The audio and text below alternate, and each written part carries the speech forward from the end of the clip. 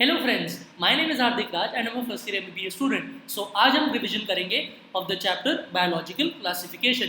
So let's start. Very first important point is who was the scientist who made the earliest attempt to a more scientific basis of classification, and इसका answer है Aristotle. Aristotle used simple morphological characters to classify organisms into plants and animals. Plants को उन्होंने further trees, shrubs and herbs में बांटा था, and animals को उन्होंने classify किया था on the basis of presence और एब्सेंस ऑफ आरबीसी। जिनके पास आरबीसीज थे उन्होंने उनको बोला enema, that is ENAIMA, enema, and जिनके पास नहीं था उनको बोला एनेमा, दैट इज ANIMA। ठीक है, ये एक साइंटिफिक बेसिस ऑफ क्लासिफिकेशन था जिसकी अर्लिएस्ट अटेम्प्ट एरिस्टोटल ने करी थी। नाउ कैरोलस लीनियस, जिनकी बात हमने लिविंग वर्ल्ड वाले रिवीजन वीडियो में करी थी, कैरोलस लीनियस ने दिया था two kingdom system of classification. उन्होंने भी सेम चीज की, दैट उन्होंने ऑर्गेनिजम्स को बांट दिया into Plantae and animalia kingdoms. लेकिन इसमें डीमेरिट्स थे कुछ। मेरिट क्या था? It was very simple, based on simple morphological characters जो कि बहुत ऑब्जर्वेबल थे। ठीक है, फॉर एग्जांपल प्लांट इमोबाइल थे, एनिमेलिया मोबाइल थे। ठीक है, ऐसे कुछ फीचर्स के बेसिस पर उन्होंने क्लासिफाई किए थे ऑर्गेनिजम्स को। नाउ डीमेरिट्स क्या थे? प्लांटे के साथ इन्होंने एक्चुअली कुछ बैक्टीरिया को भी इंक्लूड कर दिया था एंड कुछ फंजाई को भी इंक्लूड कर दिया था। हेंस हम जानते हैं that most of the plantae are multicellular, लेकिन बैक्टीरिया क्या है? यूनिसेलुलर। सो यूनिसेलुलर और मल्टीसेलुलर वाली प्रॉब्लम आ गई। नेक्स्ट हम जानते हैं दैट फंजाई आर हेटरोट्रॉफिक, लेकिन प्लांटे आर ऑटोट्रॉफिक। तो ऑटोट्रॉफिक और हेटरोट्रॉफिक वाली प्रॉब्लम आ गई। एंड ऑब्वियसली बात है, बैक्टीरिया यूनिसेलुलर होने के साथ प्रोकैरियोट भी है, लेकिन प्लांटे और फंजाई क्या है? यूकैरियोट। सो यूकैरियोट और प्रोकैरियोट वाला भी डिफरेंस आ गया। सो ये तीन बेसिस थे इसके डीमेरिट्स के। नाउ नेक्स्ट और भी सिस्टम्स ऑफ क्लासिफिकेशन थे जो एनसीईआरटी में नहीं दिए हुए, लेकिन आपको पता होना चाहिए। That is three kingdom system of classification, जिसको दिया था अर्नस्ट हैकेल ने। एंड अर्नस्ट हैकेल ने कौन सा किंगडम इंट्रोड्यूस किया था? That was protista. देन फिर आता है कोपलैंड का सिस्टम ऑफ क्लासिफिकेशन। कोपलैंड ने four kingdom system of classification दिया, जिसके अंदर उन्होंने नया किंगडम इंट्रोड्यूस किया, दैट वाज मोनेरा। लेकिन मोनेरा टर्म एक्चुअली किसने दिया था?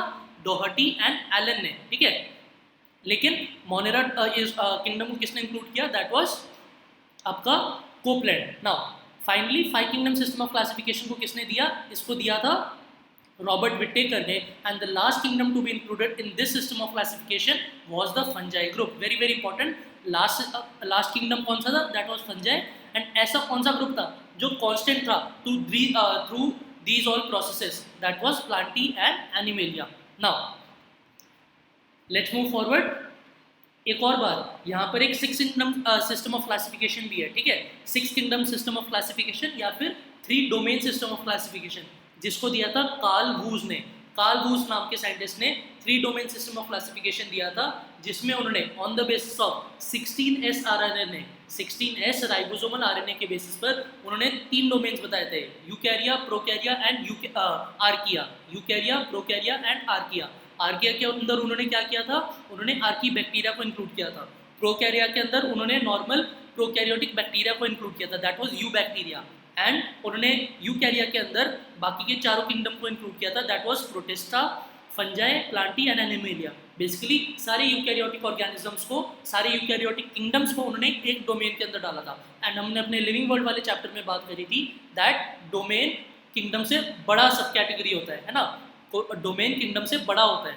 Now very important, five kingdom system of classification को दिया था रॉबर्ट विटेकर ने इन 1969। एंड उन्होंने किस पांच चीज़ों के ऊपर उनकी क्लासिफिकेशन को बेस किया था? That was cell structure, body organisation, mode of nutrition, reproduction and phylogenetic relationships. ठीक है, वेरी वेरी इंपॉर्टेंट, ये पांचों पॉइंट आपको ये भी याद होने चाहिए, एंड जो 5 पॉइंट यहाँ पर दिए हुए ये भी आपको याद होने चाहिए, क्योंकि एक प्रीवियस ईयर नीट का क्वेश्चन है जिसमें रिप्रोडक्शन के ऊपर बहुत डाउट था कि रिप्रोडक्शन को इन्होंने टेक्स्ट में इंक्लूड किया है लेकिन इस टेबल में इंक्लूड नहीं किया है। लेकिन आपको ये पांचों चीज़ें विद डिफरेंस कि टेबल में कौन सी चीज़ दी हुई है एंड टेक्स्ट में कौन सी चीज़ दी हुई है, आपको ये इंपॉर्टेंस पता होनी चाहिए। ठीक है, so let's have a look at the table. First चीज़ है सेल टाइप। ठीक है, हम सब जानते हैं मोनेरा में प्रोकैरियोटिक होंगे एंड बाकी सब में यूकैरियोटिक होंगे। Cell wall very important thing. ठीक है, मोनेरा के अंदर बेसिकली क्या होता है? नॉन सेल्यूलोजिक पेप्टिडोग्लाइकिन की सेल वॉल होती है इन यूकैरियोट। ठीक है, पेप्टिडोग्लाइकिन की सेल वॉल होती है in eubacteria. I mean peptidoglycan की सेल वॉल होती है in eubacteria. Peptido means amino acid and glycan means sugar, sugar माने पॉलीसेक्राइड। सो पेप्टिडोग्लाइकन की बेसिकली यूनिट हम बहुत बार बात कर चुके हैं, दैट पेप्टिडोग्लाइकन की सब यूनिट्स होती हैं कौन सी, नैम और NAG, N acetyl glucosamine and N acetyl muramic acid.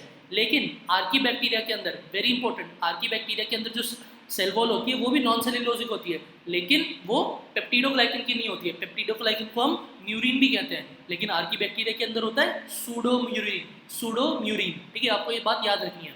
तो मोनेरा के अंदर ही ये दो क्लासेस होंगी। नाउ प्रोटिस्टा के अंदर भी वही सेल वॉल होगी, लेकिन कुछ के अंदर होगी। फंजाई के अंदर जो सेल वॉल होगी वो काइटिनस होगी।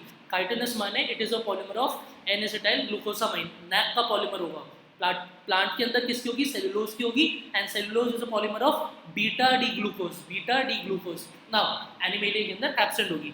न्यूक्लियर मेम्ब्रेन ऑब्वियस ही बात है, सिंस ये प्रोकैरियोट है तो इसके अंदर एब्सेंट होगी, एंड बाकी सारे यूकैरियोट्स थे उनके अंदर प्रेजेंट होगी। बॉडी ऑर्गेनाइजेशन, मोनेरा यूनिसेलुलर है, प्रोटिस्टा यूनिसेलुलर है, बाकी सारे मल्टीसेलुलर है, ठीक है। फंजाई के अंदर एक इंपॉर्टेंट चीज लिखी हुई है, लूज टिश्यू, ठीक है।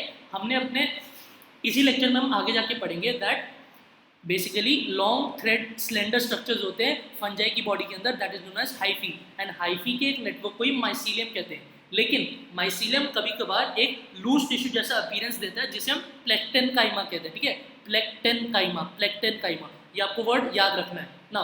प्लांटी के अंदर हम जानते हैं टिश्यू होते हैं, एंड ऑर्गन की बजाय मोर करेक्ट होगा आप इसे कहें टिश्यू सिस्टम, ठीक है। अगर आपने एनाटमी इन फ्लावरिंग प्लांट्स वाला चैप्टर पढ़ा है तो आपको पता होगा दैट बेसिकली 3 टिश्यू सिस्टम होते हैं प्लांट्स के अंदर, that is epidermal tissue system and ground tissue system and एक vascular tissue system.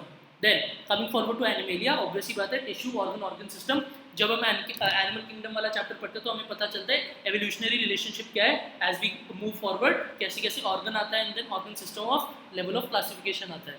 Now last but most important is mode of nutrition.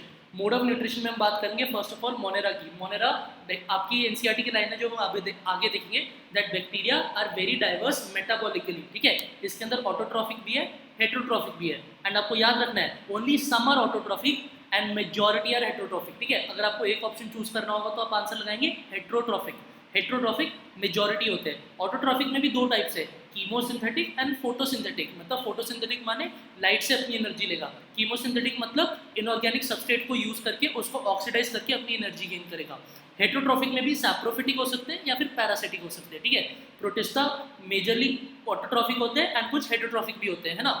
Fungi में मोस्टली हेटेरोट्रॉफिक होते हैं, ठीक है। इनमें कौन सा होता है, एब्जॉर्प्टिव मोड ऑफ न्यूट्रिशन होता है, पहले पचाते हैं फिर खाते हैं, दैट इज डाइजेस्टिव एंजाइम्स को पहले बाहर फेंक कर फूड को पचाते हैं एंड देन उसको अंदर इनगल्फ करते हैं, किसको, डाइजेस्टेड फूड को। लेकिन एनिमेलिया के अंदर हम जानते हैं पहले हम पचाते हैं, पहले हम खाते हैं एंड फिर पचाते हैं, ठीक है, होलोजोइक या फिर इंजेस्टिव मोड ऑफ न्यूट्रिशन। पहले हम खाते हैं एंड फिर डाइजेस्टिव एंजाइम्स के थ्रू उसको तोड़कर फिर एब्जॉर्ब करते हैं। एंड प्लांटी के अंदर ऑब्वियसली बात है फोटोसिंथेटिक ऑटोट्रॉफिज्म होती है। नाउ ये आपको टेबल अच्छे से याद होना चाहिए, जो मैंने आपको एक्स्ट्रा पॉइंट्स बताए those are also very important. देखिए यहाँ पर बात करी गई है about the 3 domain system, and हमने अभी पढ़ लिया था it is on the basis of 16 SRRNA, very very important, and किसने दिया था, कार्ल बूज ने दिया था। सो यहाँ पर बेसिकली बात करी गई है what were the conclusions and what were the drawbacks जो कि प्रीवियस सिस्टम ऑफ क्लासिफिकेशंस के थे। फॉर एग्जांपल हमने बात करी थी अर्नस्ट हैकेल ने प्रोटिस्टा किंगडम को इंट्रोड्यूस किया था, उससे पहले प्रोटिस्टा को हम मोस्टली प्लांट के अंदर ही रख रहे थे। फॉर एग्जाम्पल क्लमाइडोमोनास यूनिसेलुलर था, लेकिन हमने इसको प्लांट समझकर, क्योंकि इसके अंदर सेल वॉल थी, हमने इसको प्लांट समझकर प्लांट के अंदर डाला हुआ था। सिमिलरली स्पाइरोगायरा तो हम जानते हैं प्लांट है, लेकिन it is multi cellular, hence एक यूनिसेलुलर और एक मल्टी सेलुलर को साथ रखना वाज नॉट राइट। लेकिन as the system of classifications evolve, ठीक है, हमने इस डिफरेंस को दूर किया। सिमिलरली अमीबा और पैरामीशियम जैसे ऑर्गेनिजम्स, अमीबा और पैरामीशियम जैसे ऑर्गेनिजम्स जिनके अंदर सेल वॉल नहीं थी, एंड सिंस इनिशियली हमारे पास कम नॉलेज थी तो हमने बेसिकली ये देखा दैट उनके अंदर सेल वॉल नहीं है, तो ऑब्वियसली हमने इसको एनिमेलिया में डाल दिया। लेकिन हम जानते हैं ये एनिमेलिया के मेंबर नहीं है, बेसिकली किसके मेंबर है, ये भी प्रोटिस्टा के मेंबर्स है। क्यों, क्योंकि यूनिसेलुलर यूकैरियोट्स है, तो इन सब के थ्रू यूनिसेलुलर यूकैरियोट्स को एक सिंगल स्थान मिला, एक सिंगल प्लेस मिला, that was known as the Protista kingdom. So let's move forward. यहाँ पर बेसिकली ये बात करी गई है that chlamydomonas chlorella earlier placed in algae with in plants and both having cell walls, and paramecium and amoeba which are earlier placed in the animal kingdom which lack cell wall, all were brought together in this single kingdom that is known as the kingdom Protista. Now हम अपने सबसे पहले kingdom की बात करते हैं, that is kingdom Monera. Kingdom Monera में सबसे पहली लाइन है bacteria are the sole members of kingdom Monera. Bacteria are the sole members of kingdom Monera, very very important. Bacteria term को आपको याद रखना है, बैक्टीरिया टर्म दिया था एहरेनबर्ग ने। Ehrenberg use the term bacteria. Then they are the most abundant micro organisms. आप अपनी तरफ जहाँ कहीं भी देखेंगे हर जगह बैक्टीरिया प्रेजेंट है। And hundreds of bacteria present in handful of soil. They also live in extreme habitats, extreme habitats में रहते हैं। एंड इसका हम आगे एग्जाम्पल देखेंगे that archaebacteria basically are known as extremophiles. Why? Because they live in extreme conditions such as hot springs, deserts, snow and deep oceans. ठीक है, इनके हम एग्जांपल्स आगे देखेंगे। Then bacteria are grouped under 4 categories. इस system of classification of bacteria को basically दिया था कोहन ने, COHN, कोहन ने दिया था एक सिस्टम ऑफ क्लासिफिकेशन। एंड उसने बेसिकली बैक्टीरिया को 4 ग्रुप्स में बांटा था। एक था कोकस, ठीक है, बेसिकली जो स्फेरिकल थे, बेसिलाई, रॉडलाई, ठीक है, एंड जिसके एंड पर एक एंडोस्पोर भी हुआ करता था। स्पाइरलम, जिसके दोनों एंड्स पर क्या कहते हैं, स्पाइरलम मतलब स्पाइरल शेप था, एंड जिनके दोनों एंड पर फ्लैजिला थे। एंड विब्रियो माने comma shape. So these were the 4 classes जिसको कोहन ने बांटा था, COHN कोहन ने बांटा था इन चारों कैटेगरीज के अंदर। एंड बेसिकली अगर आपसे क्वेश्चन पूछा जाए, जैसे हम कॉमन नाम सुनते हैं बैक्टीरिया के, streptococci, staphylococci, diplococci, what are all these examples, ठीक है। डिप्लो माने 2, जब हम 2 कॉकस को साइड बाय साइड लगाएंगे तो डिप्लोकोकस बनता है। स्ट्रेप्टो माने चेन, स्ट्रेप्टो माने चेन। सो जब हम चेन ऑफ कॉकस को एक साथ रखते हैं तो जो ऑर्गेनिज्म प्रोड्यूस होता है, जो बैक्टीरिया प्रोड्यूस होता है, तो उसे हम कहते हैं स्ट्रेप्टोकोक्काई। स्टेफाइलोकोक्काई क्या होता है? Staphylococci is basically similar to a bunch of grapes. Suppose आपने उल्टा ट्रायंगल बनाया और उसके अंदर आप सर्कल सर्कल बनाते गए, सो उसे हम कहते हैं स्टेफाइलोकोक्काई, ठीक है। ये आपको सारे एग्जांपल्स याद रखने हैं। सिमिलरली बेसिलाई के लिए भी टर्म्स यूज होते हैं, स्पाइरलम एंड विब्रियो के लिए। Now though the bacterial structure is very simple, they are very complex in behaviour. हमने अपने सेल वाले रिवीजन के वीडियो में देखा था that what is the basic structure of a prokaryotic cell. अगर आपको इसके बारे में थोड़ा कम आइडिया है, आई वुड रिकमेंड कि आप वो जाके वो वीडियो देखें। I guess it is the cell revision part 1 और पार्ट 2, ठीक है, आप प्लीज देख लीजिएगा। Now it is part 1, I guess it is part 1, yes. And हमने पहले भी बात करी थी that it has the most extensive metabolic diversity. It has the most extensive metabolic diversity. हमने पहले टेबल में देखा था that it has both autotrophic organisms and heterotrophic organisms. Autotrophic में भी 2 तरह के क्या आ जाते हैं, दैट इज कीमो ऑटोट्रॉफ और फोटोसिंथेटो ऑटोट्रॉफ, ठीक है। कीमो ऑटोट्रॉफ्स और फोटो ऑटोट्रॉफ्स। हेटेरोट्रॉफिक में भी सैप्रोफिटिक हो सकते हैं जो कि डेड ऑर्गेनिक मैटर के ऊपर इन्गल्फ करते हैं, या फिर पैरासिटिक हो सकते हैं, जैसे किसी होस्ट के ऊपर या किसी होस्ट के अंदर। अगर ऊपर ग्रो कर रहा होगा तो एक्टोपैरासाइट, अंदर ग्रो कर रहा होगा तो एंडोपैरासाइट, ठीक है, वेरी सिंपल। नाउ बेसिकली यहाँ पर आता है आर्कीबैक्टीरिया। आर्कीबैक्टीरिया, आर्की का मतलब होता है एंशियंट, ठीक है। These are the most ancient bacteria and these are known as extremophiles. Extremophiles क्यों? क्योंकि मोस्ट एक्सट्रीम कंडीशंस में भी पाए जाते हैं। For example extreme salty areas, and extreme salty area में रहने वाले आर्कीबैक्टीरिया को हम हेलोफाइल्स कहते हैं। Hello means salt and file means loving, ठीक है। फाइल मीन्स लविंग, हाइड्रोफिलिक, हेलोफिलिक, ठीक है, ऐसी सारी चीजें। ना एक्सट्रीम सॉल्टी एरियाज में क्यों रह पाते हैं? क्योंकि ये अपने अंदर ऑर्गेनिक एसिड्स को एक्यूमुलेट करके रखते हैं। सपोज अगर कोई नॉर्मल सेल होगी एंड वो एक एक्सट्रीम सॉल्टी कंडीशन में रहेगी, सो बाहर का एनवायरनमेंट सॉल्टी होगा, मतलब उसके अंदर कॉन्सेंट्रेशन ज़्यादा होगी एंड वाटर की कॉन्सेंट्रेशन कम होगी। अंदर वाटर की कॉन्सेंट्रेशन ज़्यादा होगी, सो वाटर अपने हायर कॉन्सेंट्रेशन से, वाटर की बात कर रहा हूँ, वाटर अपने हायर कॉन्सेंट्रेशन से लोअर कॉन्सेंट्रेशन के थ्रू जाएगा, ठीक है, थ्रू ऑस्मोसिस, एंड हेंस जो सेल होगा अपना सारा पानी लूज कर देगा एंड सेल मर जाएगा। लेकिन आर्कीबैक्टीरिया के अंदर स्पेशल मैकेनिज्म होते हैं जिसके थ्रू वो अपने अंदर ऑर्गेनिक एसिड्स को एक्यूमुलेट करके रखता है, हेंस उन्हें हम हेलोफाइल्स कहते हैं एंड वो उन कंडीशंस में सर्वाइव कर पाता है। Next is hot springs. Hot springs are known as hot sulphur springs, ठीक है, more accurately hot sulphur springs, मतलब ऐसे स्प्रिंग जिनमें टेम्परेचर भी बहुत ज़्यादा हो एंड जो एसिडिक एनवायरनमेंट को रखते हो। फॉर एग्जाम्पल सल्फ्यूरिक एसिड वहाँ पर बहुत ज़्यादा पाया जाता हो, इन्हें हम कहेंगे thermo acidophiles. And marshy areas वालों को हम कहेंगे मिथेनोजेंस। मिथेनोजेंस बेसिकली पाए जाते हैं gut of ruminant animals such as cow, buffalo, ठीक है, इनके गट में मिथेनोजेंस पाए जाते हैं जो कि बेसिकली काउ डंग को मीथेन में कन्वर्ट करते हैं। Methane is basically what are biogas, तो this is a biological method of preparation of biogas, है ना। एंड इससे पहले वाले हमने पेज पे भी देखा था, they can live in extreme habitat such as hot springs, हमने बात कर ली। डेजर्ट्स में भी कुछ रह सकते हैं, ठीक है, इनके लिए अलग नाम होता है। स्नो में रहने वालों के लिए अलग नाम पड़ता है एंड डीप ओशंस वालों को हम बेसिकली कहते हैं बेरोफाइल्स, ठीक है, बेरो मीन्स प्रेशर, तो barophiles. Now these are all the examples and हमने बात कर ली है। नेक्स्ट हमने अभी बात करी आर्कीबैक्टीरिया की। आर्की बैक्टीरिया सबसे इंपॉर्टेंट चीज, Archie bacteria in extreme conditions में क्यों रह पाते हैं, क्योंकि फर्स्ट ऑफ ऑल जो इनकी सेल वॉल बनी है वो बनी है स्यूडोम्यूरिन की, ठीक है। म्यूरिन क्या था, पेप्टिडोग्लाइकन, लेकिन इनकी बनी हुई है स्यूडोम्यूरिन से, जिसकी वजह से इनको स्पेशल प्रॉपर्टीज मिलती है। एंड सेकंड पॉइंट, इनकी जो सेल मेम्ब्रेन है, हमने सेल वाले चैप्टर में इसलिए बात करी थी, इसलिए आप देख सकते हैं सेल वाले चैप्टर का जिक्र ऑलमोस्ट हर एक दूसरे चैप्टर में होता है, ठीक है, इसलिए उसके अंदर आपके बेसिक कॉन्सेप्ट एकदम बढ़िया होने चाहिए। सो इनकी सेल मेम्ब्रेन के अंदर बेसिकली होते हैं ब्रांच्ड फॉस्फोलिपिड्स होते हैं इनकी सेल मेम्ब्रेन के अंदर, जिसकी वजह से उनकी सेल मेम्ब्रेन को स्टेबिलिटी मिलती है। Now next group is eubacteria, हमने बात करी archaebacteria, then is eubacteria, eu मतलब ट्रू एंड बैक्टीरिया मतलब हमारे unicellular prokaryote organisms. These are characterized by the presence of a rigid cell wall, जो कि बनी हुई है पेप्टिडोग्लाइकन की, एंड पेप्टिडोग्लाइकन की यूनिट्स क्या होती हैं, that is N acetyl glucosamine and N acetyl muramic acid.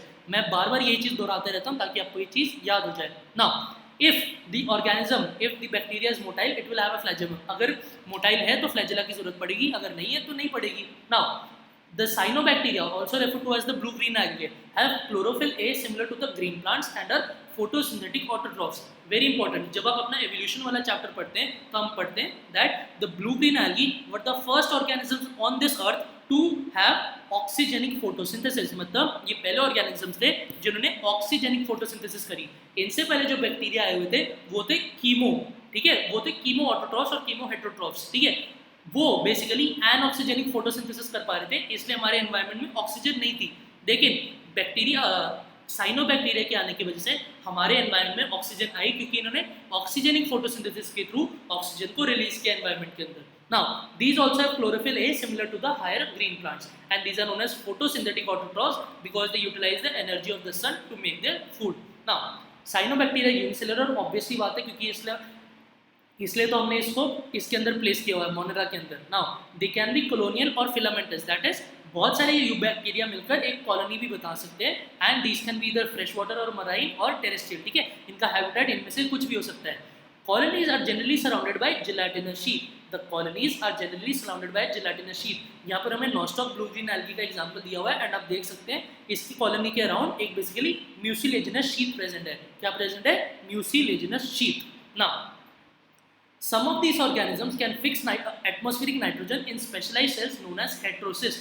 Very very important, हम जानते हैं हमारी एटमॉस्फेयर के अंदर ऑलमोस्ट 70 to 79% हमारा नाइट्रोजन होता है, एंड हम जानते हैं जो एटमॉस्फेरिक नाइट्रोजन है N2 है, N triple bond N, triple bond तीनों के तीनों कोवलेंट बॉन्ड, एंड उसको तोड़ना बहुत मुश्किल है, इसलिए उस काम को कौन करता है, नाइट्रोजेनेज एंजाइम करता है, एंड वो नाइट्रोजेनेज एंजाइम कुछ पर्टिकुलर सेल्स के अंदर पाया जाता है इन ब्लू ग्रीन एल्गी के, जिन सेल्स को हम कहते हैं हेटेरोसिस्ट। बाकी सारे जो आपको ग्रीन कलर के सेल्स यहाँ पर दिख रहे हैं वो बेसिकली कहलाते हैं वेजिटेटिव सेल्स, जिनके अंदर आपकी नॉर्मल ऑक्सीजेनिक फोटोसिंथेसिस हो रही है। हेंस हमें कुछ स्पेशलाइज्ड सेल चाहिए होते हैं जिनके अंदर आप नाइट्रोजन फिक्सेशन की प्रोसेस कर सकें। क्यों, क्योंकि बेसिकली जो नाइट्रोजनेज एंजाइम होता है वो ऑक्सीजन की प्रेजेंस से इनहिबिट हो जाता है, एंड सिंस इन बाकी सारी सेल्स में ऑक्सीजन रिलीज हो रही है तो इन सेल्स में रुबिस्को होता है लेकिन आपका नाइट्रोजनेज नहीं होता है, एंड ऑपोजिट तरीके में हेटेरोसिस्ट के अंदर आपका नाइट्रोजनेज होता है जो कि उसको फेवर कर रहा है क्योंकि ऑक्सीजन नहीं रिलीज हो रही वहाँ पर, एंड वहाँ पर रुबिस्को ऑब्वियसली नहीं होगा, ठीक है, ये इंपॉर्टेंट पॉइंट ऑफ डिफरेंस है। नाउ एंड इसके इंपॉर्टेंट एग्जाम्पल बीजे के क्या होता है, नॉस्टॉक एंड एनाबिना। जब हम प्लांट किंगडम पढ़ते हैं तो हम पढ़ते हैं दैट पैडी फील्ड्स के अंदर आपका बेसिकली एनाबिना अजोली नाम का पाया जाता है ऑर्गेनिज्म, एनाबिना अजोली, जो कि सिम्बायोटिक एसोसिएशन करता है एनाबिना के साथ। अजोला बेसिकली क्या होता है, फर्न होता है, ठीक है, टेरिडोफाइट, एंड उसके सेल्स के अंदर बेसिकली एनाबिना रहता है, that is a blue green algae, ताकि आपकी नाइट्रोजन फिक्सेशन पैडी फील्ड के अंदर, राइस फील्ड के अंदर अच्छे से हो सके। Now this was the first group that was photosynthetic autotroph. हमने बात करी थी कीमोसिंथेटिक ऑटोट्रॉफ्स भी होते हैं, एंड मैंने क्या बोला था, these oxidise various inorganic substances such as nitrates, NO3-, nitrites, NO2-, ammonia, NH3, and use the released energy for their ATP production. And very importantly, they play a great role in recycling the nutrients such as nitrogen, phosphorus, iron, and sulfur. Basically, इन्हीं basis पर इनका नाम भी रखा जाता है, that is organisms such as Ferrobacillus या फिर Rhodospirillum, ऐसे भी नाम इनके रखे जाते हैं। क्यों? क्योंकि वो इन सारे न्यूट्रिएंट्स सच एज नाइट्रोजन, जहाँ पर आपको एग्जाम्पल दिख रहा है, आप अपने मिनरल न्यूट्रिशन वाले चैप्टर में भी पढ़ते हैं इन सारे एग्जांपल्स को, ठीक है, नाइट्रोसोमनस, नाइट्रोबैक्टर, ठीक है, ये सारे एग्जांपल्स आप पढ़ते हैं। फॉस्फोरस के भी होते हैं, आयरन के लिए भी होते हैं, एंड सल्फर के लिए भी होते हैं। This was the second group. And third group is, that is the majority and most abundant bacteria, that is known as the heterotrophic bacteria. Heterotrophic bacteria are the most abundant in nature and the majority are important decomposers. मतलब majority are heterotrophic and उनमें से भी majority कौन से decomposer है, ठीक है. And आप अपनी life imagine नहीं कर सकते without these decomposers, that is bacteria और fungi. Fungi और bacteria के बिना आप अपनी जिंदगी को इमेजिन नहीं कर सकते. पूरे प्लैनेट पर आपका ढेरी ढेर जमा होगा कचरे का, ठीक है. अगर ये डिकम्पोजर्स नहीं होते हमारे पास तो लाइफ को हम इमेजिन नहीं कर सकते, ठीक है ना. Many of them have a significant impact on human affairs, ठीक है. हम अपने 12th वाले चैप्टर में पढ़ते हैं, that is microbes in human welfare, ठीक है. हम जानते हैं दैट दो कुछ बैक्टीरिया पैथोजेनिक होते हैं, हमें डिजीज कॉज करते हैं, लेकिन बहुत सारे बैक्टीरिया ऐसे होते हैं जो हमारे बहुत काम के आते हैं, ठीक है. For example they are helpful in making curd from milk. हम बचपन से पढ़ते आ रहे हैं कौन सा बैक्टीरिया ये है लैक्टोबैसिलस, प्रोडक्शन ऑफ एंटीबायोटिक्स, ठीक है. हम जानते हैं स्ट्रेप्टोमाइसिस ग्रेसिस बेसिकली काम आता है एंटीबायोटिक बनाने के लिए, that is streptomycin. Fixing nitrogen in legume roots, ठीक है. ये हम बचपन से पढ़ते आ रहे हैं, that is rhizobium. Now some are pathogens causing damage to human beings, crops, farm animals and pets, ठीक है. कॉलेरा को कौन करता है, Vibrio cholerae, typhoid, Salmonella typhi, tetanus, Clostridium tetani and citrus canker, Xanthomonas citri, ठीक है. आपको ये चारों एग्जांपल्स पता होने चाहिए कि मतलब एनसीईआरटी में बस डिजीज का नाम दिया हुआ है, लेकिन आप अगर आप अपनी 2 साल की प्रिपरेशन करते हैं तो आपको ये चारों के डिजीज कॉजिंग ऑर्गेनिज्म भी याद हो जाते हैं ना. And are well known for disease caused by the different bacteria. लेकिन हम ये भी जानते हैं, प्लीज मत भूलिए कि माइक्रोब्स इन ह्यूमन वेलफेयर हमने चैप्टर पढ़ा हुआ है, जिसके अंदर हम जानते हैं दैट बहुत सारी यूजेस है बैक्टीरिया के लिए हमारे लिए. फॉर एग्जाम्पल चीज़ बनाना, फॉर एग्जाम्पल कर्ड बनाना, ठीक है. फॉर एग्जाम्पल ब्रेड बनाना, डो बनाना, इतनी सारी चीज़ें करता है बैक्टीरिया हमारे लिए, ठीक है. हम लोग सुएज को ट्रीट करने के लिए sewage treatment plants, that is STP के अंदर भी बैक्टीरिया का यूज़ किया जाता है. It is very very important.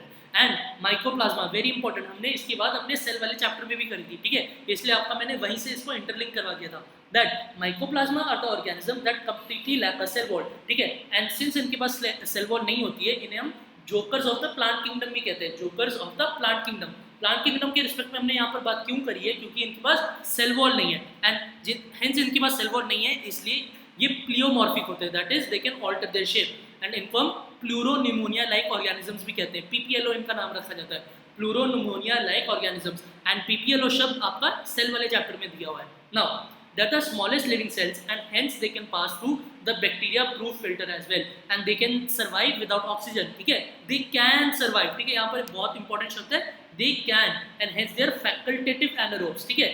अगर कंडीशन प्रस्तुत हुई ऐसी जिसमें ऑक्सीजन ना हो तो वो बिना ऑक्सीजन के लिए भी सर्वाइव कर सकते हैं, that is facultatively, that is optionally भी वो ऑक्सीजन के बिना रह सकते हैं. facultative anaerobes and many mycoplasma are pathogenic in both plants and animals. आपको ये लाइन याद रखनी है, in both plants and animals. Now next आते हैं हमारे दूसरी किंगडम पर, that is kingdom protista.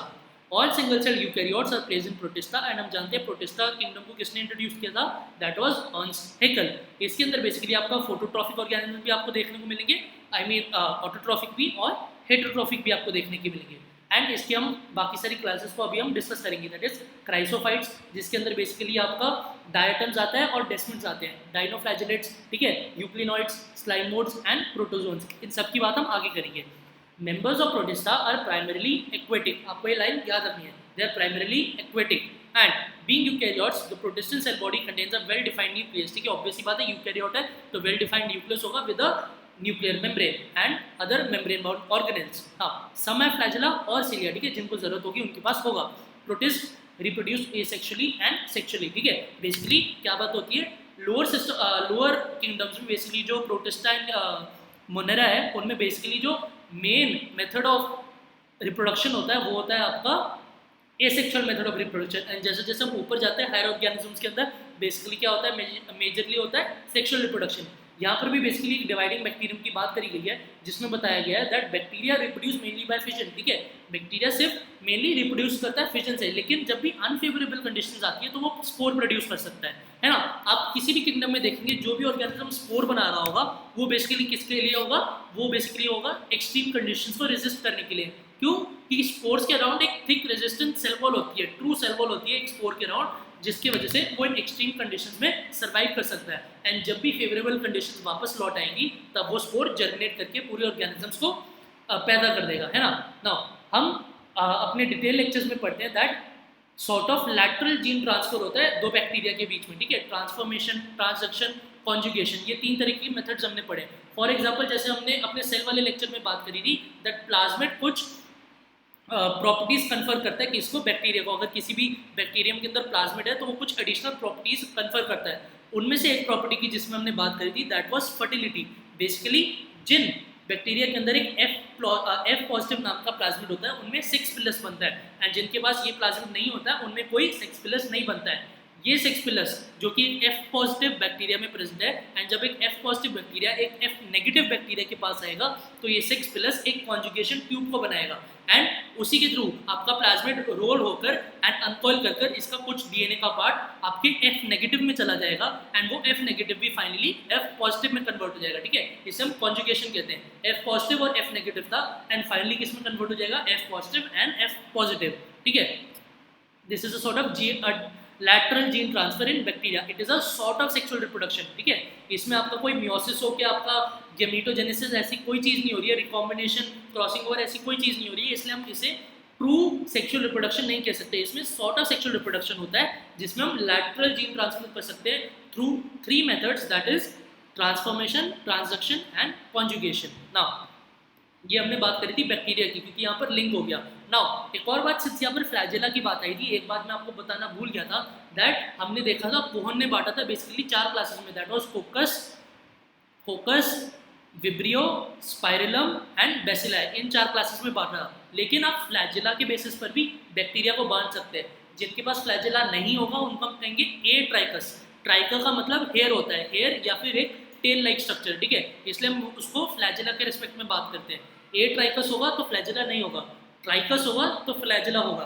ट्राइकस के भी बहुत तरीके के टाइप्स होते हैं। सपोज एम्फी ट्राइकस मतलब दोनों एंड्स, बैक्टीरिया सपोज एक बैसिलस बैक्टीरिया है एंड उसके दोनों एंड्स पर एक एक है तो उसे हम एम्फी ट्राइकस कहेंगे। अगर एक ही एंड पर है तो उसे हम मोनोट्राइकस कहेंगे। अगर एक गुच्छा है तो हम उसे लोफोट्राइकस कहेंगे, ठीक है। अगर दोनों एंड पे गुच्छा ऑफ फ्लैजेला है तो उसे हम एम्फी लोफोट्राइकस कहेंगे, ठीक है।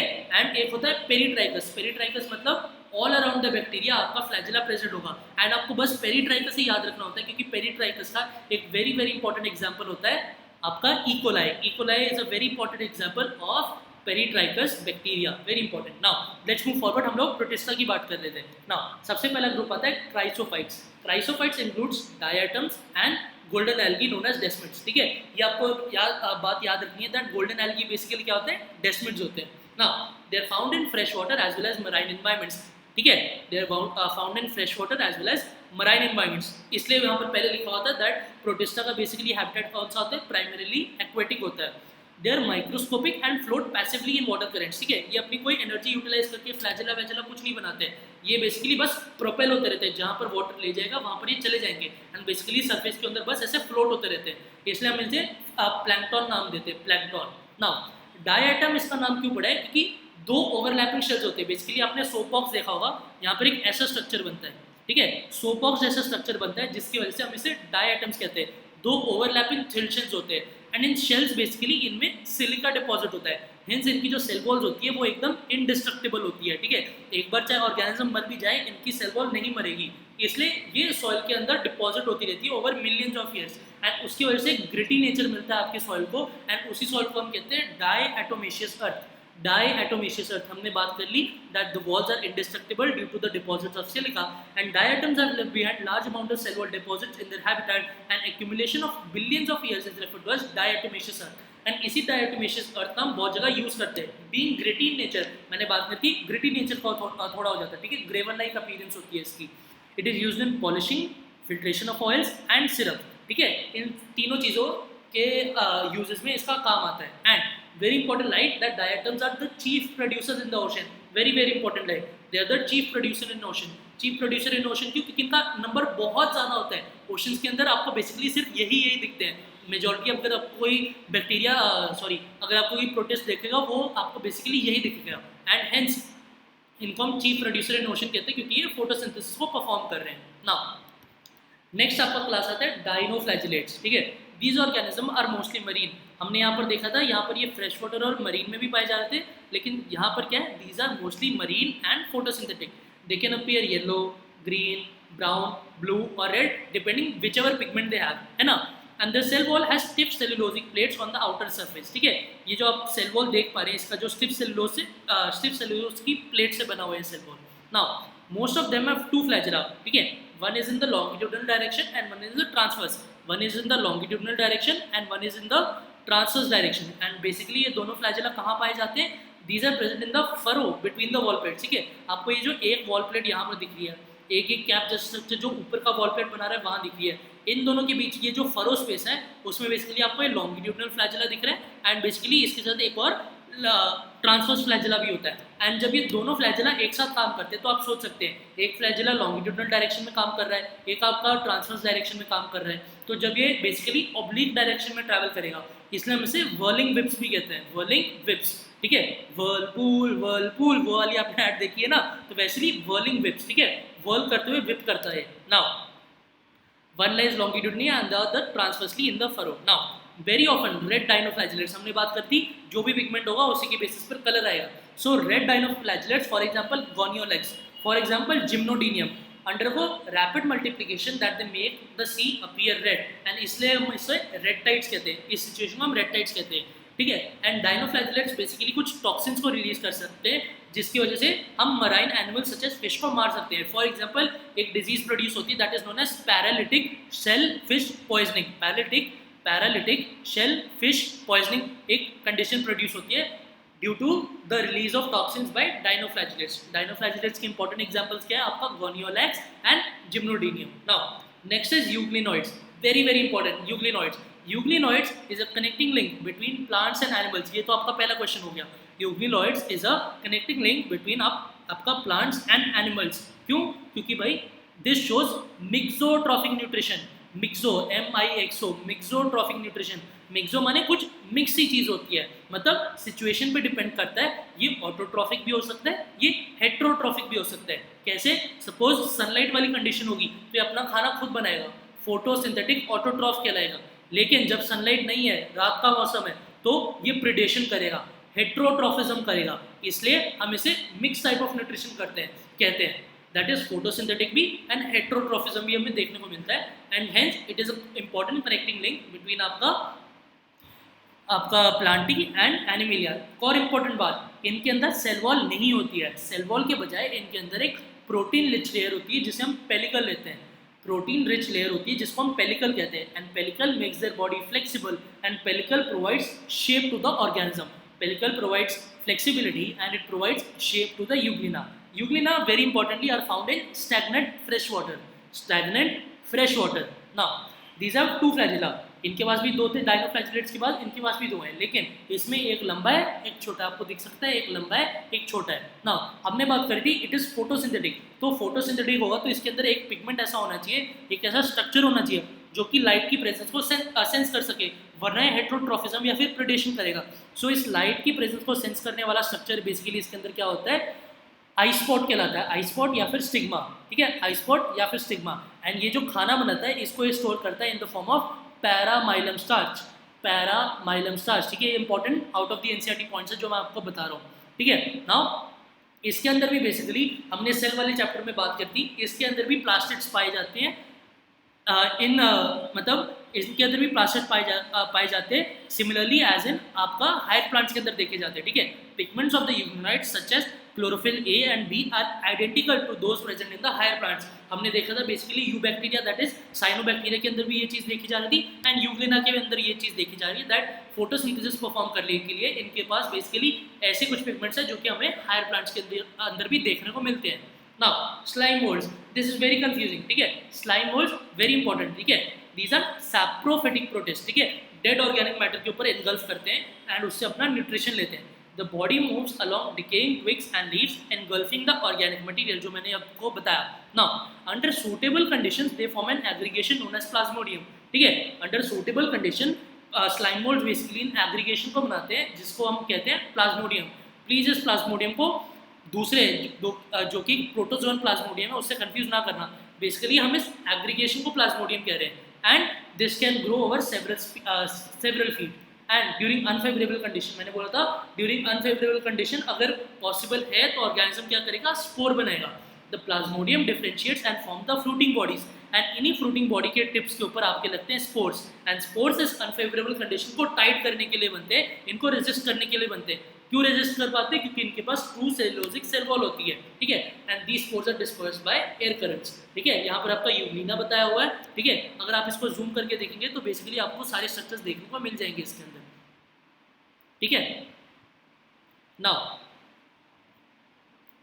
ये आपका डायनोफ्लैजिलेट है एंड ये आपका स्लाइम मोल्ड है। नाउ ये आपका पैरामीशियम का एग्जांपल दिया हुआ है, that is a protozoan. Now protozoan को हम पढ़ते हैं basically as primitive members of animal kingdom, ठीक है। हमारा एनिमल किंगडम स्टार्ट करने से पहले हम बेसिकली प्रोटोजोआ को पढ़ते हैं। Protozoa has animal like characters, ठीक है, it has animal like characters. इसके अंदर भी लोकोमोशन होता है जैसे कि हमारा एनिमल किंगडम के अंदर देखा जाता है। इसके अंदर भी सेल वॉल नहीं होती है जैसे वहाँ पर सेल वॉल नहीं होती है, एंड इसके अंदर भी होलोजोइक या फिर इंजेस्टिव मोड ऑफ न्यूट्रिशन होता है जैसे हम एनिमल के अंदर देखते हैं, इसलिए हम इसे प्रिमिटिव रिलेटिव ऑफ एनिमल भी कहते हैं या फिर प्रिमिटिव एंसेस्टर ऑफ एनिमल भी कहते हैं, ठीक है। These are heterotrophs, live as predators और parasites, and they are believe to be the primitive relative, जो कि मैं आपको बता रहा था, they are believe to be the primitive relatives of animals. Now इनकी भी 4 क्लासेस है, एंड इन 4 क्लासेस का बेसिकली क्लासिफिकेशन सिर्फ एक बेसिस, एक इंपॉर्टेंट बेसिस आपको याद रखना है, that is mode of locomotory structure, that is locomotory structure की बेसिस ही आपका इनका क्लासिफिकेशन हुआ है। अमीबॉइड मतलब इनके अंदर सूडोपोडिया निकलेगा, फ्लैजिलेटेड मतलब फ्लैजिला होगा, सिलिया मतलब सिलिएटेड होंगे, एंड स्पोरोजोअल मतलब इनके अंदर एक स्पोर लाइक स्टेज बनेगी, ठीक है। लोकोमोटरी स्ट्रक्चर के बेसिस पर ही इनके नाम रखे गए हैं। नाउ अमीबॉइड, इसका इंपॉर्टेंट एग्जांपल नाम से पता चल रहा है, would be amoeba, they live in fresh water, sea water और मॉइस्ट सॉइल, ठीक है, कोई भी इनका एग्जांपल हो सकता है। They move and capture their prey by putting out pseudopodia, that is false feet, and marine forms have silica shells on their outer surface. And हम जानते हैं एक इंपॉर्टेंट एग्जांपल इसका अमीबा, एंड एक और है Entamoeba. Entamoeba histolytica basically amoebic dysentery करता है ह्यूमंस के अंदर। नाउ फ्लैजिलेटेड प्रोटोजोन्स, फ्लैजिलेटेड मतलब इनके अंदर फ्लैजिला होगा, आर ईदर फ्री लिविंग और पैरासिटिक, फ्री लिविंग भी हो सकते हैं और किसी के अंदर पैरासिटिक भी हो सकते हैं, अंदर या ऊपर, एक्टो या endo. Now they are flagella. Parasitic form such as Trypanosoma, Trypanosoma gambiense basically cause करता है आपका African sleeping sickness, Trypanosoma gambiense आपका कॉज करता है अफ्रीकन स्लीपिंग सिकनेस।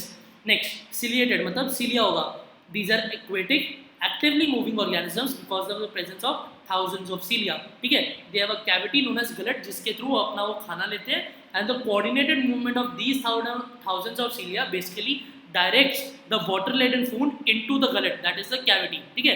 बेसिकली हमने क्या बात करी, these are aquatic and actively moving, इनके अंदर थाउजेंड्स ऑफ सिलिया होते हैं जो कि एक साथ बीट कर अपने वाटर लेडन फूड को गलट कैविटी के अंदर लेकर जाते हैं, ठीक है। एंड इसका इंपॉर्टेंट एग्जांपल क्या है, पैरामीशियम, ठीक है।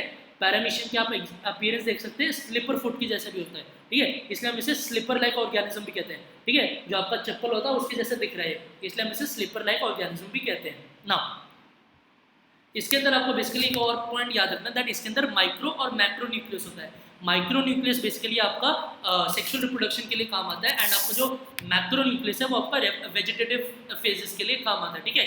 इसके अंदर डायमॉर्फो न्यूक्लियर स्टेज होती है, डायमॉर्फो न्यूक्लियर स्टेज, दैट इज 2 तरीके के, डायमॉर्फो मतलब 2 डिफरेंट तरीके के आपके न्यूक्लियस देखे जाते हैं। इसकी बात भी हमने किसने करी थी, हमने करी थी इसकी बात सेल के अंदर, ठीक है, जहाँ पर हमने न्यूक्लियस का इंट्रोडक्शन लिया था, that would be cell revision part 3, please उसको देखें, ठीक है, ताकि आपका कॉन्सेप्ट क्लियर हो। And lastly that is sporozoans, sporozoans include diverse organism that are infectious spore like stage, नाम से पता चल रहा है, एंड इसका इंपॉर्टेंट एग्जांपल है प्लाज्मोडियम, जो कि हम जानते हैं मलेरिया का डिजीज कॉजिंग ऑर्गेनिज्म है, ठीक है। ना हमने मोनेरा की बात कर ली, हमने प्रोटिस्टा की बात कर ली, एंड लास्टली जिसकी हम बात करेंगे that is kingdom fungi. Now fungi constitute a unique kingdom of heterotrophic organisms, these show a great diversity in morphology and habitat. Basically fungi भी हम कॉस्मोपॉलिटन कहते हैं, फंजाई को भी बैक्टीरिया के जैसे हम कॉस्मोपॉलिटन कहेंगे क्योंकि बहुत डाइवर्स जगह पर देखे जाते हैं, लेकिन इन डाइवर्सिटी के अंदर भी वो स्पेसिफिक जगह पर देखे जाते हैं जहाँ पर कंडीशन कैसी होती है, वाह कंडीशन होती है, that is warm acidic and humid condition होती है, warm acidic and humid condition, that is वाह, WAH। एंड हेंस इसलिए हम देखते हैं जब भी हमें कोई भी फंगल रिंगवर्म डिजीज होती है तो हमें बगल के अंदर होती है, या फिर जहाँ पर हमारा एल्बो जॉइंट है वहाँ पर होती है, जहाँ पर भी हमें स्वेट ज़्यादा आता है वहाँ पर बेसिकली हमें फंगल डिजीजेज होती हैं। नाउ इसके इंपॉर्टेंट एग्जाम्पल्स हम आगे भी देखेंगे, यीस्ट, ठीक है, यीस्ट इसका एक इंपॉर्टेंट एग्जाम्पल है, हमने लिविंग वर्ड में पढ़ा था that yeast divides bye budding, ठीक है। एंड हमने माइक्रोब्स एंड ह्यूमन वेलफेयर वाले चैप्टर में पढ़ा था बेसिकली दो तरीके के यूज हो सकते हैं, ब्रूअर्स यीस्ट और बेकर्स यीस्ट, मतलब जो कि ब्रेड बनाने में काम आते हैं एंड जो कि बेसिकली आपका बेवरेजेस बनाने में काम आते हैं, ठीक है।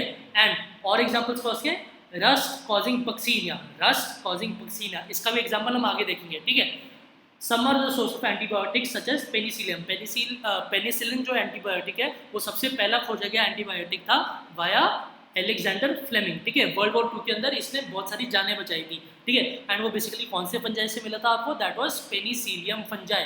Now with the exception of yeast which are unicellular, fungi are filamentous and multicellular, ठीक है। हम जानते हैं yeast unicellular होता है लेकिन मोस्टली fungi क्या होते हैं, multicellular होते हैं।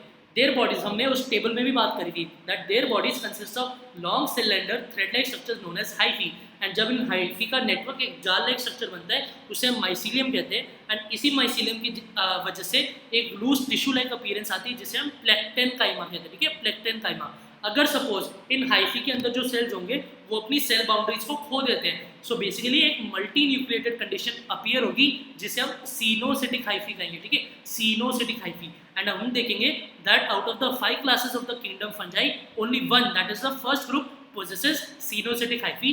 बाकी सब के अंदर सेप्टेट मतलब septa distinct cell wall boundary होगी, डिस्टिंक्ट सेल वॉल बाउंड्री होगी, इसकी वजह से सेप्टेट एंड ब्रांच्ड हाइफी देखने को मिलेगी। लेकिन इसके अंदर that is the first group के अंदर हम आगे देखेंगे, फर्स्ट ग्रुप के अंदर एसेप्टेड सीनोसिटिक हाइफी देखने को मिलेगी। हाँ, most fungi are heterotrophic and they absorb soluble organic matter from the dead substrate and hence are called saprophytes।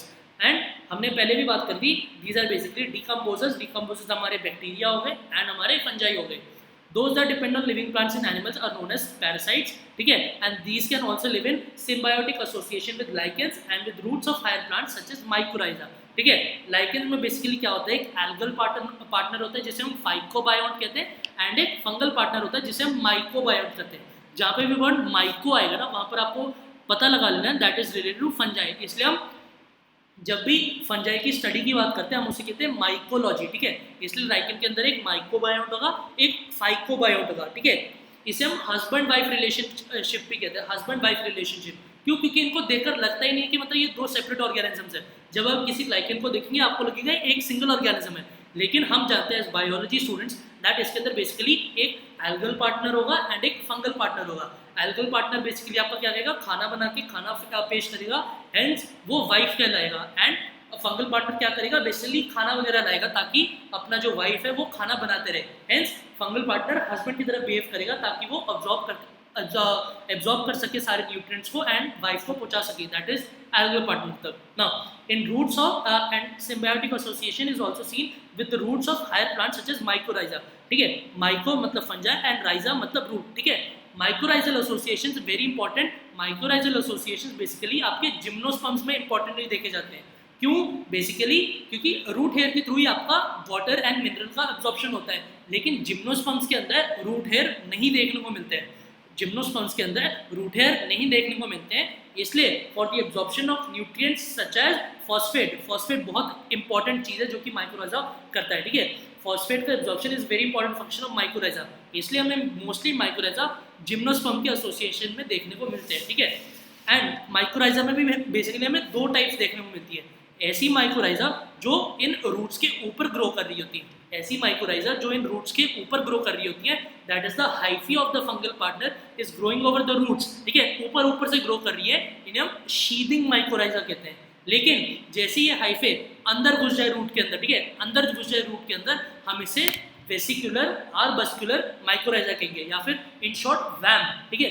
Vesicular आर्बस्कुलर mycorrhiza तब कहेंगे जब अंदर घुस जाएगा, एंड जब ऊपर ऊपर रहेगा शीथ के जैसे हम उसे शीदिंग माइकोराइजा कहेंगे, ठीक है। नाउ वेरी इंपॉर्टेंट एक और इंपॉर्टेंट पॉइंट दैट लाइकेंस के जो स्पोर्स होते हैं उसे हम सोरेडिया कहते हैं। स्ट्रेट क्वेश्चन आएगा आपको आंसर लगाना होगा, लाइकेंस के स्पोर को हम सोरेडिया कहते हैं। नाउ इसके भी बहुत डिफरेंट टाइप्स आपको देखने को मिलते हैं, क्या कहते हैं, फ्रूटिकोस, क्रस्टोस, लाइकेंस, ठीक है। बेसिकली आपको ये नाम याद रखने की जरूरत नहीं है अभी, ठीक है। आप बेसिकली यहाँ पर रिवाइज करें तो आपको एनसीईआरटी लेवल पर सारी नॉलेज होनी चाहिए, प्लस थोड़ा एनसीईआरटी का एक्सटेंशन, ताकि आपकी ओवरऑल कॉन्सेप्चुअल क्लैरिटी बनी रहे। Now reproduction in fungi can take place by the vegetative means, obviously बात है फ्रेगमेंटेशन हो सकता है, फिशन हो सकता है, बडिंग हो सकता है। फिलामेंटल स्ट्रक्चर है तो फ्रेगमेंटेशन हो सकता है, फिजन हो सकता है, एंड बॉडी में हमने देखा है यीस्ट में होता है। Asexual reproduction is by spores, ठीक है, ये आपको याद रखना है। Asexual reproduction is by spores such as sporidia, sporangiospore और zoospore, and sexual reproduction is also by spores such as oospore, ascospore, basidiospores। आपको याद रखना है कौन से स्पोर एसेक्सुअल रिप्रोडक्शन वाले एंड कौन से स्पोर आपके सेक्सुअल रिप्रोडक्शन वाले, ठीक है। एंड इसी मोड ऑफ स्पोर फॉर्मेशन की बेसिस पर ही इसका एक क्राइटेरिया बनता है of classification into its 5 classes. Now जब भी सेक्सुअल रिप्रोडक्शन का मेथड यूज किया जाएगा फंजाई के अंदर, बेसिकली पीके मूवी चलेगी। पीके मूवी हमने देखी थी ना, आमिर खान, अनुष्का शर्मा एंड सुशांत सिंह राजपूत वाली पीके मूवी चलेगी। पीके मूवी मतलब PKM, पी मतलब प्लाज्मोगैमी, के मतलब कैरियोगैमी एंड एम मतलब मियोसिस। प्लाज्मोगैमी मतलब जो दोनों प्रोटोप्लाज्म है ऑफ द मोटाइल और द नॉन मोटाइल गैमीट्स वो फ्यूज करेंगे। प्लाज्मा मतलब something related to plasma membrane and gamy मतलब फ्यूजन। सिमिलरली नेक्स्ट होगा कैरियोगैमी, एक बार एक कॉमन मीडियम में दोनों न्यूक्लियाई आ गए तो उन न्यूक्लियाई का फ्यूजन होगा, तो उसे हम कहेंगे कैरियोगैमी, ठीक है। एंड बाद में इसका हो जाएगा क्या होगा, meiosis, that is reductional division हो जाएगा to produce haploid spores. Karyogamy की मदद से आपका बेसिकली जब न्यूक्लियाई फ्यूज कर जाएंगे तो एक डिप्लॉयड कंडीशन प्रोड्यूस होगी, एंड जब इस डिप्लॉयड को हैप्लॉइड स्पोर्स बनाने होंगे तो ऑब्वियस ही बात है रिडक्शनल डिवीजन करनी पड़ेगी, एंड इसी रिडक्शनल डिवीजन को हम कहते हैं मियोसिस। वेरी इंपॉर्टेंट, सो हमने इसको याद रख लिया। पीके मूवी चलेगी जब भी सेक्सुअल साइकिल होगा फंजाई के अंदर, पीके मूवी चलेगी। Now when a fungus reproduces sexually, two haploid hyphae of compatible mating types, ठीक है, of compatible mating types, एक को हम प्लस कहते हैं, एक को हम माइनस कहते हैं, ठीक है, एक प्लस स्ट्रेन होती है और एक माइनस स्ट्रेन होती है। Now in some fungi fusion of two haploid cells immediately results in the diploid cells. However, in fungi such as the classes of Ascomycetes and Basidiomycetes, इसकी बात हमने वापस सेल वाले चैप्टर में करी थी, ठीक है, आप जान सकते हैं इसी लेक्चर में मैंने सेल वाले चैप्टर का इतनी बार मैंने मेंशन कर दिया है, सो आपको इससे इसकी इंपॉर्टेंस पता चल चुकी होगी आई होप। सो उसमें एक डाइकैरियोफेज प्रोड्यूस होता है जिसके अंदर बेसिकली जो न्यूक्लियाई तो एक कॉमन मीडियम के अंदर आ चुके हैं लेकिन उनका फ्यूजन नहीं हुआ है, इसलिए N+N 2N कंडीशन नहीं कहेंगे हम। 2N कंडीशन तब होगा जब वो दोनों न्यूक्लियाई फ्यूज कर जाएंगे, लेकिन जब तक ये न्यूक्लियाई फ्यूज नहीं किए हुए हम इसे N+N कंडीशन कहेंगे। दैट इज बेसिकली एक बार प्लाज्मोगैमी हो जाए तो कैरियोगैमी इमीडिएटली आफ्टर नहीं होती है, कैरियोगैमी थोड़े टाइम बाद होगी। इसकी वजह से इंटरमिटेंट डाइकैरियोफेज क्रिएट होगी जो कि हमें बेसिकली एस्कोमाइस्टीज और बेसिडियोमाइसीटीज में देखने को मिलेगी। नाउ बेसिकली ये बात होगी, एंड वेरी वेरी इंपॉर्टेंट किस बेसिस पर इनको 5 क्लासेस में बांटा जाता है फंजाई को। 3 important point, morphology of the mycelium हम आगे बात करेंगे, दैट हाइफी कौन सी है, सेप्टेट है, ब्रांच्ड है, सिनोसिटिक है, एसेप्टेट है, इन सारी चीज़ों को देखेंगे। मोड ऑफ स्पोर फॉर्मेशन हमने पहले ही बात कर ली थी, ठीक है, asexual spore, sexual spore, different तरीके के स्पोर्स होंगे, उस बेसिस पर क्लासिफिकेशन होगी। एंड तीसरा फ्रूटिंग बॉडीज हम आगे जाके पढ़ेंगे, एस्कोकार्प, बसीडियोकार्प, ठीक है, इन सारी चीज़ों को पढ़ेंगे, ठीक है। इन तीनों बेसिस के ऊपर वेरियस क्लासिफिकेशन सिस्टम्स को दिया गया है। Now first important class phycomycetes. जब आप अपने नॉर्मल रेगुलर लेक्चर्स पढ़ते हैं आपके कोचिंग क्लासेस के अंदर तो आपको बेसिकली पढ़ाया जाता है ऊमाइसीटीज और जाइकोमाइसीटीज। ऊमाइसीटीज और जाइकोमाइसीटीज को मिलाकर बेसिकली आपका फाइकोमाइसीटीज बनता है। एंड यहाँ पर मैं आपको एक important out of the box NCERT question, out of the box NCERT से बाहर वाला क्वेश्चन बता रहा हूँ आपको, दैट बेसिकली फाइकोमाइसीटीज को जो ऊमाइसीटीज पार्ट है उसके अंदर बेसिकली सेल्यूलोजिक सेल वॉल होती है। हमने क्या पढ़ा था, फंजाई के अंदर बेसिकली कौन सा होता है, आपका काइटिनस सेल वॉल होती है, लेकिन आपको याद रखना है that oomycetes class of the phycomycetes has cellulosic cell wall. Zygomycetes के अंदर आपका काइटिनस सेल वॉल ही होता है, उसके बाद सब में काइटिनस ही होगा, लेकिन ऊमाइसीटीज के अंदर आपका क्या होता है, सेल्यूलोजिक सेल वॉल होता है। Now these are found in aquatic habitats, decaying wood in moist and damp places, ठीक है, and these are present as obligate parasites on plants, very important, these are present as obligate parasites on plants, ठीक है। इसका important example है albuvo, ठीक है, the parasitic fungi on mustard। mustard हम जानते हैं ब्रासिकेसी या फिर क्रूसीफेरेसी फैमिली का पार्ट है, ठीक है।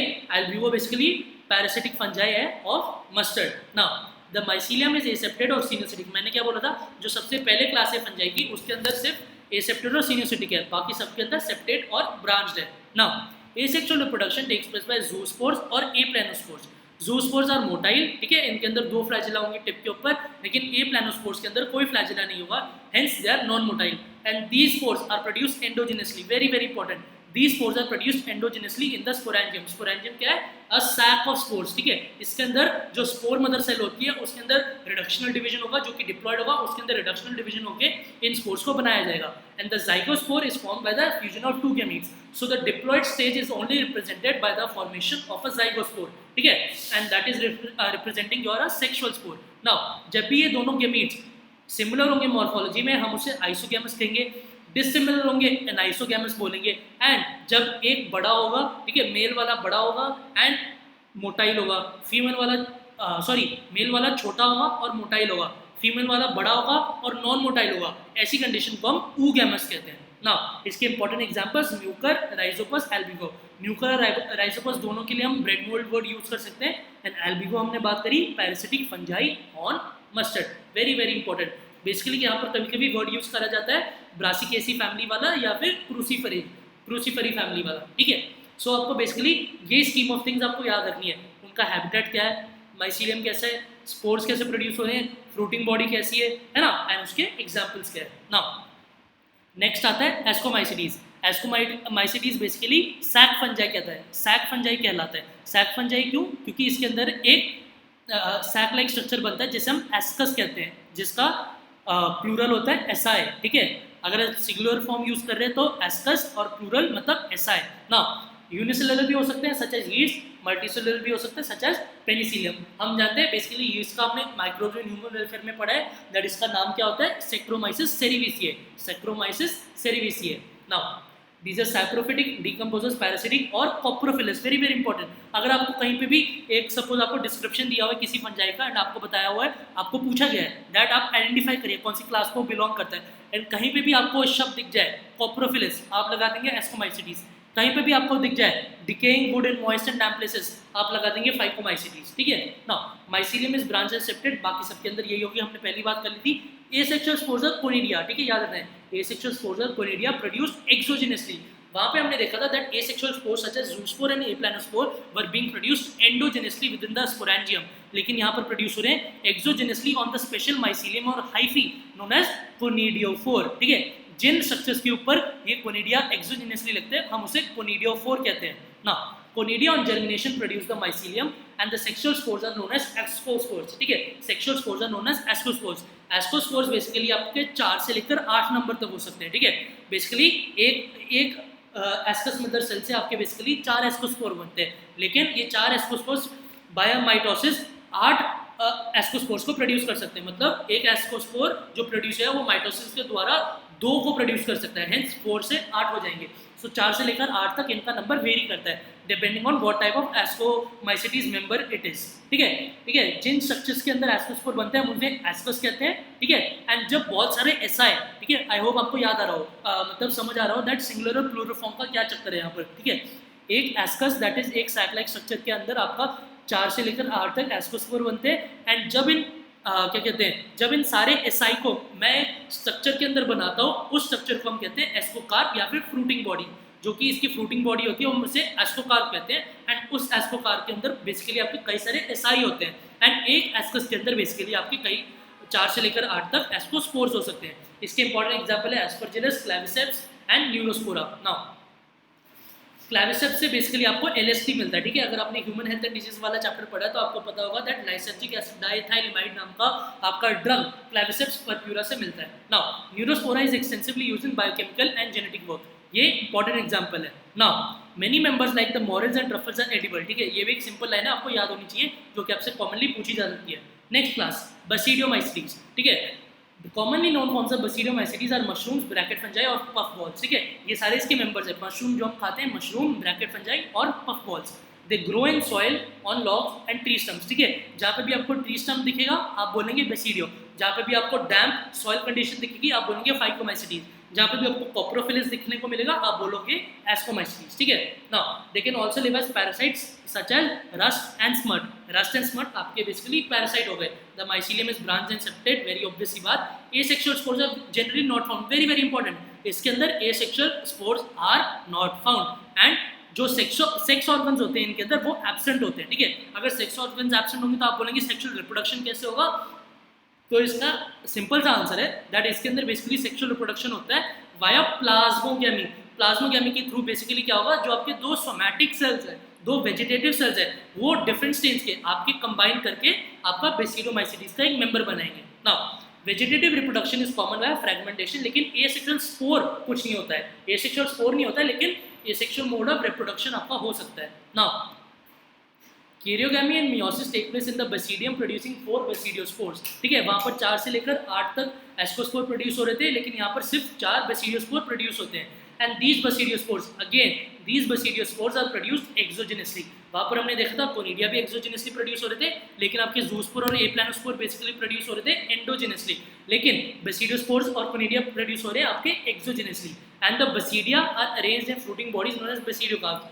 वही सिंपल सी बात जो हमने पहले करी थी, एस्कोकार्प के अंदर कई सारे एसाई और एक एस्कस के अंदर एस्कोस्पोर। सिमिलरली यहाँ पर बेसिडियोकार्प के अंदर कई सारे बेसिडियम या बेसिडिया एंड एक बेसिडियम के अंदर आपके बेसिकली 4 बेसिडियोस्पोर्स। कॉमन एग्जांपल्स है इसके Agaricus that is mushroom, Ustilago that is smut and Puccinia that is rust fungus. Now very important question जो कि इस बार एम्स के मेरे वाले शिफ्ट में पूछा गया था, दैट इज 2019 के एम्स के फर्स्ट शिफ्ट में पूछा गया था, दैट वाज पक्सीनिया का साइकिल देने वाला। पक्सीनिया का साइकिल देने वाला कौन सा इंपॉर्टेंट इंडियन साइंटिस्ट है, that is KC. Mehta. Very very important है कि हमारे में क्वेश्चन पूछा गया था, KC. Mehta gave the Puccinia cycle. आपको बस इतना याद होना चाहिए कौन से इंडियन साइंटिस्ट ने इनका साइकिल दिया था। Now let's move forward. Deuteromycetes are known as the dustbin of the kingdom fungi और इम्परफेक्ट फंजाई। ठीक है, इन्हें हम फंजाई इम्परफेक्ट है या फिर dustbin of the kingdom fungi भी कहते हैं। क्यों कहते हैं? बेसिकली ड्यूटेरोमाइसीटीज की जो भी मेंबर्स होते हैं उनके अंदर सेक्सुअल रिप्रोडक्शन देखने को नहीं मिलता है, सेक्सुअल रिप्रोडक्शन देखने को नहीं मिलता है इसके अंदर, इनके अंदर बस एसेक्सुअल या फिर वेजिटेटिव फेज देखने को मिलती है।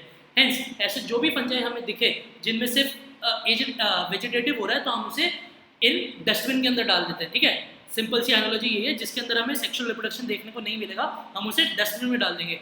लेकिन एज लॉन्ग एज उसमें मतलब जैसे ही उसके अंदर आप सेक्सुअल मेथड ऑफ रिप्रोडक्शन को ढूंढ लेंगे, आप उसको बेसिकली इस डस्टबिन से हटाकर किसी अच्छी जगह पर रख देंगे। ठीक है, इसकी नॉर्मल सी एनालॉजी यही है। बेसिकली आपने कोई इंपॉर्टेंट चीज़ गलती से आपने डस्टबिन के अंदर फेंक दी एंड बाद में जब आपको पता चलेगा दैट, बाद में जाकर आपको पता चला दैट उप्स कि मतलब मैंने गलत चीज़ डाल दी, ये चीज़ मेरे पास होनी चाहिए, डस्टबिन के अंदर नहीं होनी चाहिए। हेंस जब भी ऐसे ड्यूटेरोमाइसीटीज मेंबर के अंदर आपको सेक्सुअल फेज ऑफ रिप्रोडक्शन देखने को मिल जाता है, आप उन्हें डस्टबिन से उठाकर किसी क्लास में रख देते हैं। एंड मोस्ट कॉमनली क्लास होती है एस्कोमाइसीटीज की class. Now reproduce only by asexual spore known as conidia, septate and branch mycelium होता है, saprophytes या पैरासाइट होते हैं, and very importantly decomposes of litter and help in mineral cycling, decomposes of litter and help in mineral cycling। ठीक है, आपको ये एक एक लाइनर आपको वर्ड्स याद होने चाहिए हर एक क्लास के लिए, ताकि अगर आपको आइडेंटिफिकेशन के लिए क्वेश्चन है तो आपको पता होना चाहिए ना।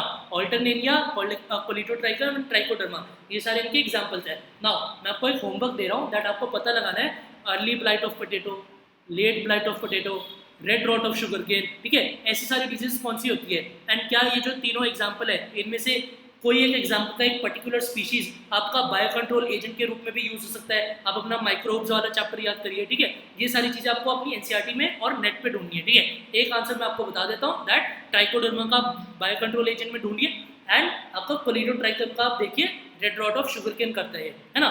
Now kingdom, plantae kingdom, animalia अलग से जब भी प्लांट किंगडम एनिमल किंगडम करेंगे तब देखेंगे ना। Very important, viruses, viroids, prions and lichens, इनको बेसिकली कहीं पर भी आपको जगह नहीं मिल गई है किसी भी सिस्टम ऑफ क्लासिफिकेशन में। क्यों? क्योंकि वायरसेस बेसिकली कनेक्टिंग लिंक है लिविंग और नॉन लिविंग के अंदर। इनमें बेसिकली कुछ कैरेक्टर्स लिविंग के लिए, कुछ कैरेक्टर्स नॉन लिविंग के। नॉन लिविंग के क्या कैरेक्टर्स है? बेसिकली जब ये होस्ट सेल के बाहर होता है ये बेसिकली नॉन लिविंग होता है, इनॉट क्रिस्टलाइन फॉर्म में होता है। ठीक है, लेकिन जब ये किसी होस्ट के अंदर पहुंच जाता है that is it is an obligate intracellular parasite, मतलब जब ये होस्ट के अंदर पहुंच जाएगा तब ये होस्ट की मशीनरी को टेक ओवर करके उससे अपने प्रोटीन्स बनवाएगा, है ना। Virus is basically a nucleo protein particle, इसके अंदर बेसिकली प्रोटीन की कोट होती है। ठीक है, उस प्रोटीन की कोट को हम कैप्सिड कहते हैं एंड उस एक कैप्सिड की एक यूनिट को हम कैप्सोमियर कहते हैं। कई सारे कैप्सोमियर मिलकर एक कैप्सिड को बनाते हैं जिसे हम प्रोटीन कोड कहते हैं। एंड इस प्रोटीन कोड के अंदर बेसिकली उसका जेनेटिक मटेरियल होता है। And very important, genetic material can be RNA, can be DNA, and RNA और DNA can be as we know single stranded और डबल स्टैंडर्ड। लेकिन वेरी इंपॉर्टेंटली एक वायरस के अंदर कभी भी दोनों चीज़ें एक साथ प्रेजेंट नहीं होगी, दैट इज एक वायरस के अंदर आपका कभी भी डीएनए और आरएनए एक साथ प्रेजेंट नहीं होगा ना।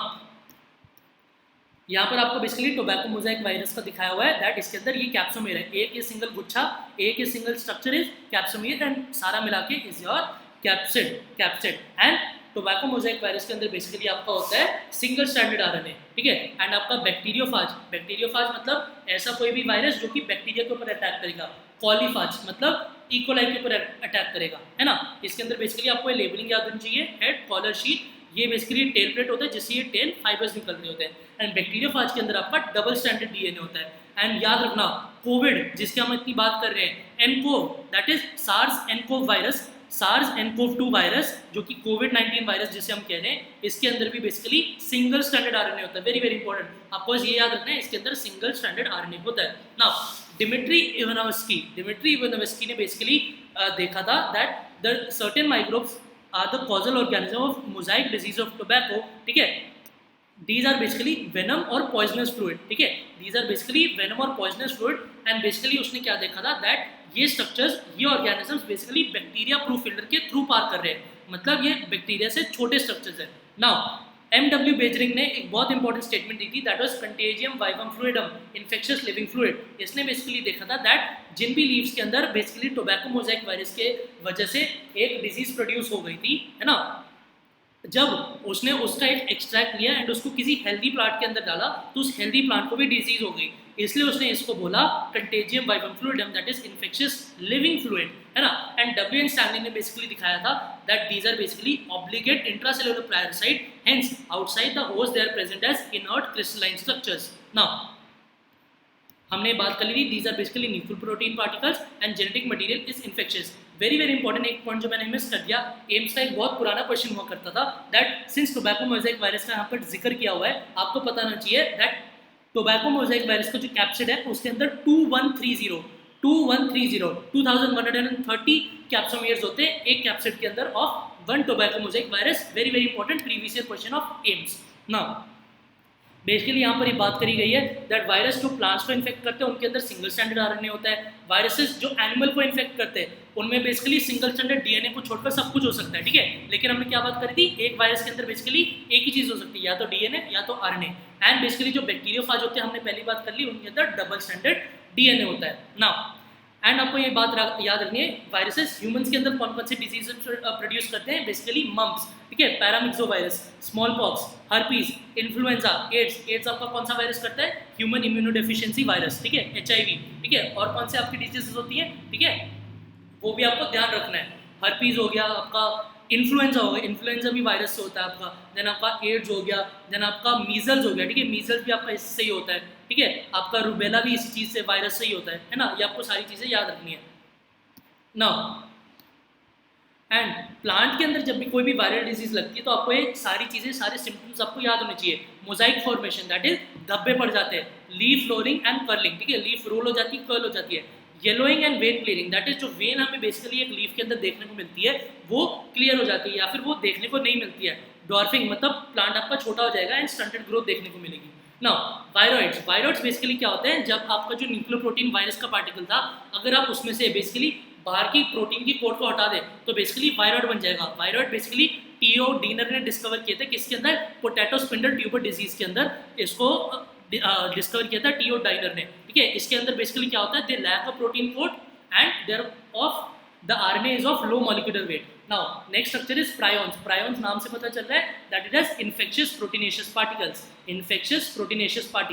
एंड हमने पहले भी बात करी थी दैट ह्यूमंस के अंदर प्रायोन्स बेसिकली क्या कॉज करते हैं, they cause Creutzfeldt-Jakob disease in humans, they cause scrapie disease in sheep, and in cattle such as cow they cause bovine spongiform encephalopathy BSE। And then हमने lichens की बात पहले कर ली थी दैट फाइकोबायंट माइकोबायंट पार्टनर्स होते हैं। And last point, lichens are a very good indicator of pollution. Lichens are a very good indicator of basically sulphur dioxide pollution. क्यों? क्योंकि सल्फर डाइऑक्साइड पोल्यूशन जिन भी एरियाज में होगा उनके अंदर बेसिकली आपको लाइकेंस उन एरिया में देखने को नहीं मिलेंगे।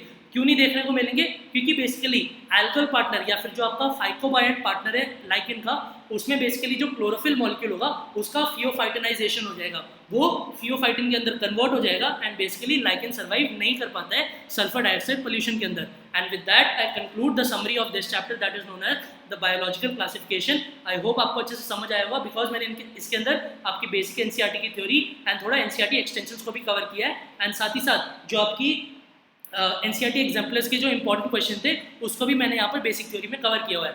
Thank you for listening to the lecture, have a nice day.